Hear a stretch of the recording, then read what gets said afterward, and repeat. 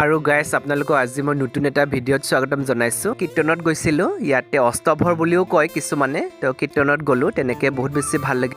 বেংগলী সম্প্ৰদায়ৰ পালনীয় হয় এইটো, তেনেকৈ মই বৰ বিশেষ নাজানো, তথাপিও বহুত বেছি ভাল লাগে। প্ৰত্যেক বছৰে যাওঁ যিহেতু, আৰু তেনেকুৱাই আমাৰ ভাৰতবৰ্ষখনে তেনেকুৱা সকলো জাতি ধৰ্ম নিৰ্বিশেষে যিহেতু আমি উদযাপন কৰি আহিছোঁ, আৰু সকলোকে মানে সকলো উৎসৱত আমি মানে তেওঁলোকক মানে আগুৱাই যোৱাত বা তেওঁলোকক আমি কি কৰোঁ উৎসাহিত কৰোঁ, আৰু এইটোৱে হৈছিলে জীৱন। কীৰ্তনত গ'লোঁ আৰু তেনেকৈ মাহ প্ৰসাদ পঠাইছিলে, আৰু নিজেই সজাই লৈছোঁ ধুনীয়াকৈ। সেউজীয়া কাপোৰ এখন লৈছোঁ ডিঙিত, চাওকচোন ধুনীয়া। পূজাৰ মণ্ডপলৈকে গ'লে তেনেকৈ ডিঙিত এখন কাপোৰ থাকিলে ভাল লাগে নিজকে, আৰু সেইটোৱে ভগৱানৰ চৰণত তেনেকৈ সেৱা গ্ৰহণ কৰোঁতেও বহুত বেছি ভাল লাগে।